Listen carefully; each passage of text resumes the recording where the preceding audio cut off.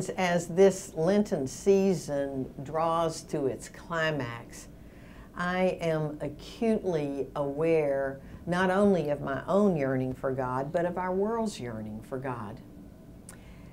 As a way to move closer to God, God made known to us in Jesus Christ, I invite you to join me through our journey into Holy Week. I would ask that you share Christ's path beginning on Palm Sunday with a joyous ride down from the Mount of Olives.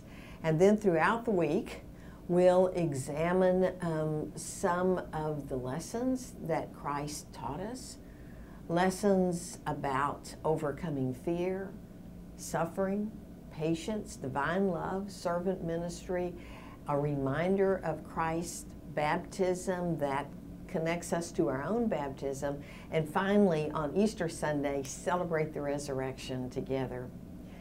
Each day of Holy Week, you'll receive an email that will include a hymn, a scripture, a brief reflection, and an opportunity to act, and then a benediction blessing.